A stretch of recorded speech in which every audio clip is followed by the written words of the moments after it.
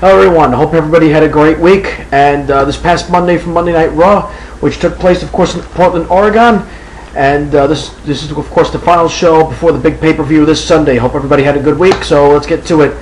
I want to shout out happy birthday to Hulk Hogan, the immortal Hulk Hogan. It was on the night that he's making his appearance, of course, and Hulkster, if it wasn't for you, I would not be here today as a wrestling fan, and really, we all us old school wrestling fans, past, present, and even if you're a new schooler to following today's WWE or any kind of pro wrestling, if it wasn't for this man, you wouldn't have the sports entertainment that it is. Now, as we kick things off, Brock Lesnar and Paul Heyman comes out and makes their, of course, little big promos. Paul Heyman with his usual, ladies and gentlemen, my name is Paul Heyman, and it opens up with a very good big cut promo, as Paul Heyman ever does, always does, and building up for the SummerSlam pay-per-view. And Paul Heyman, of course, we've known as the best in the business when it comes to really hyping up a pay-per-view, going back to WCW, but of course, most importantly, his ECW days. All right, so in the first match of the night, we have Roman Reigns. He comes out, and he's about to find out who his opponent is. He comes out from the crowd, gets into the ring, does his thing. As he gets in, here comes Corporate Kane. As he comes out, and he announces to Roman Reigns that his opponent for the evening will be two men, not one, but two men. It will be Curtis Axel, and of course Ryback. They get in the ring. Roman Reigns, of course, a great talker on the mic. Also, keep an eye on his physical skills. Roman Reigns, of course, wins this one on the count of 1, 2, 3. About to be a pinfall, and of course, after the match, Renee Young gets into the ring. She interviews him, saying, "What do you think? What are you planning to do to Randy Orton this Sunday?" He then says, "Listen, Randy Orton calls himself the Viper, but I will say this: what do you get when you kick teeth right down a viper's throat? You get a worthless worm." And that was, once again, Roman Reigns got me hooked on his promo. Keep an eye on him, and for the many weeks and the many months to come, as he prepares for this big build-up for his match against the Viper, Randy Orton. Next, of course, after the commercial break, you have Kane coming down backstage.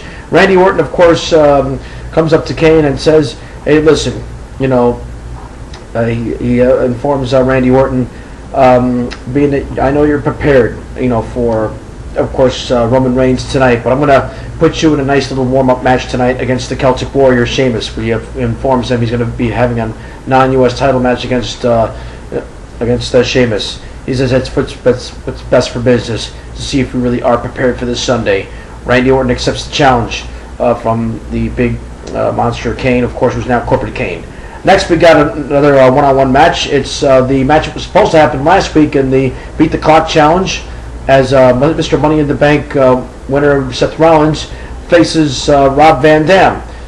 Because as many of you know, Heath Slater, of course, pinned Seth Rollins due to outside interference from Dean Ambrose. As you know, Seth Rollins is turning his back every time he's anticipating all of Dean Ambrose's attacks. He's the one that cost Seth Rollins an opportunity to maybe actually just cash in his Money in the Bank contract against John Cena.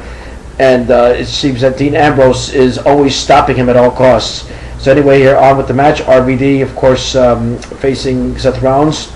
Rollins wins the match. This time, no sign of Dean Ambrose. And as Seth Rollins gets up to the ramp, he looks at all the Hulk Hogan presents that are actually being set up for later that evening. He looks at the presents. He looks behind them. He's actually looking for Dean Ambrose, and then he just laughs it off, says, "Impossible." Who comes out of the present?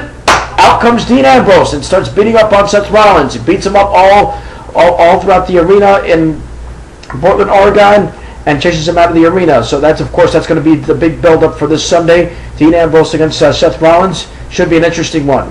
All right, moving on now. Now we have a promo package for Slam City, which will be available, of course, for view on Hulu and the WWE Network. They got some new episodes. They put together a video package for that one as well. All right, so check it out as you got the Slime City coming up. All right, next we have Stephanie McMahon, as she comes out, cuts a promo, a little segment, announcing that what she's going to do to Brie Bella, but before she can actually go any further about taunting Brie Bella, she shows the Titantron to the audience, saying that Daniel Bryan, of course the B+ player, is continuing to knock Brie Bella's husband, saying that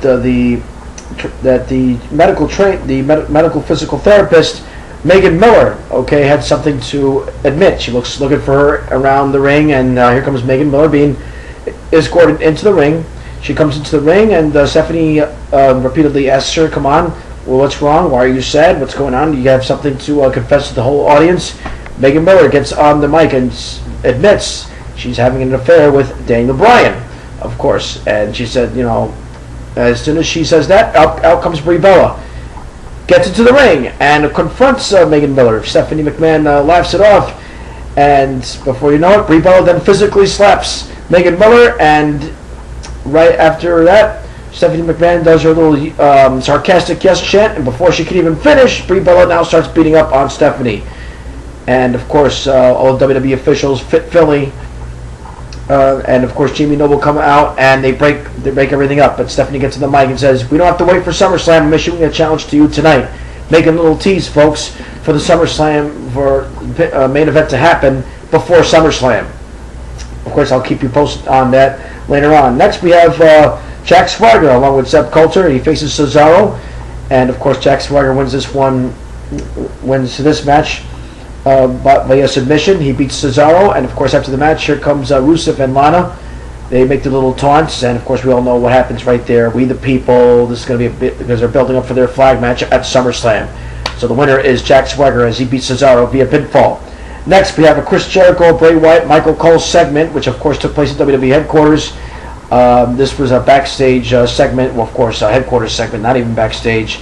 These two, of course, very, very good mic work. Jericho's always known for his best mic work over the years. And Bray Wyatt, of course, getting into Jericho's head as they continue to build on their feud leading into SummerSlam this Sunday. All right, now we move on to the Divas non-title match. You got AJ facing Eva Marie, of course, the star of Total Divas.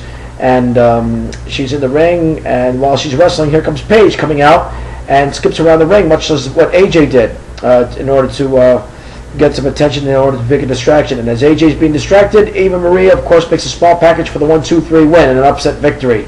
Eva Marie wins. Paige gets on the mic and tells AJ with a couple of nursery rhymes just to get her enough feet and to taunt her. So right after those little taunts made by Paige to see her at SummerSlam for the Divas Championship, AJ, of course, loses it and takes it out on Eva Marie, beating her up around the ring. So that's going to be a very, very good Divas match is what we're going to see. Okay, up with John Cena comes out with his little promo and his reaction.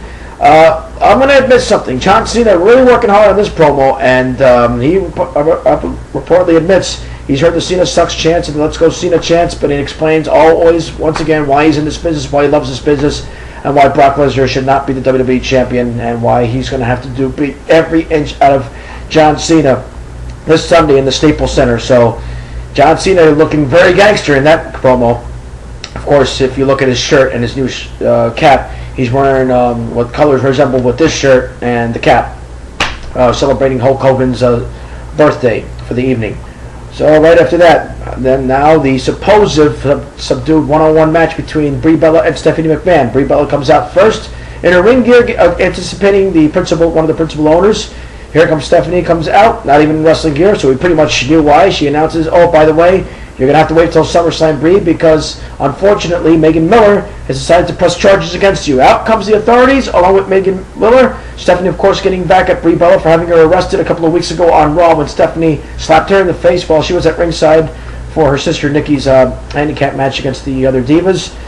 The police come by and they arrest Brie Bella, and Stephanie McMahon laughing it off to really build up on this for this big women's match.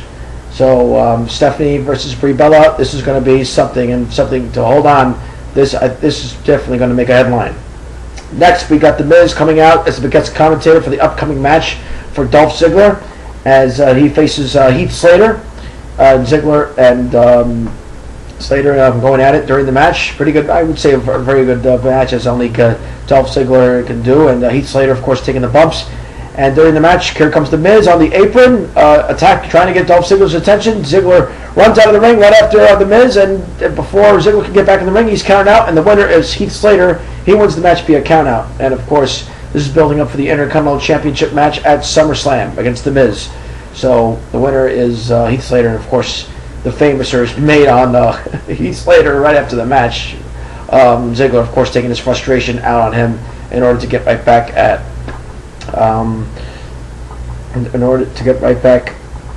the Miz. So we'll see what happens in this match. All right, so then we have the Celtic Warrior, the United States Champion, Sheamus, in a non-title match against the Viper, Randy Orton, to build up for his match at SummerSlam against Roman Reigns. Orton, of course, wins this match and via pinfall, pinning him with the Viper with the RKO. So the winner is Randy Orton, 1, 2, 3, as he wins his warm-up match as Kane put in front of him earlier in the evening. Now next is the Hulk Hogan segment.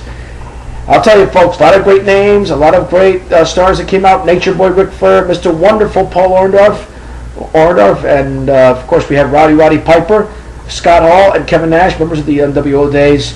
All of Hulk Hogan's rivals and friends, and Jimmy Hart and Mean Gene Okerlund in the ring, and of course, everything was going well. Singing a little happy birthday tune to him, and here comes Brock Lesnar along with Paul Heyman, trying to ruin the moment for this great legend.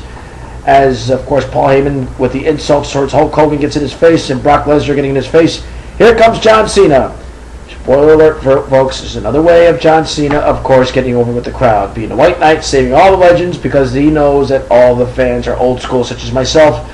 Will root for a guy will honor guys like Hulk Hogan, Ric Flair, Piper, and such on. But, of course, with WWE, no, I'm not gonna. I'll give them credit what they do. It's good, just to build up for the SummerSlam main event, just to get more heat on Brock Lesnar. Why people should boo him this Sunday as they build up for the WWE Championship match. So other than all, this was a pretty good Raw. I would give it a 9 because always the Raws before the pay-per-view is always the best ones to watch, building up for this big pay-per-view. Anyway, I want to give a shout out to Mr. Kevin Staxley, and Timbo. And thank you for watching this video, and like and comment or subscribe, and tell me what you think, tell me your opinions. I'm going to have a video tomorrow on the SummerSlam predictions. I'll talk to y'all later.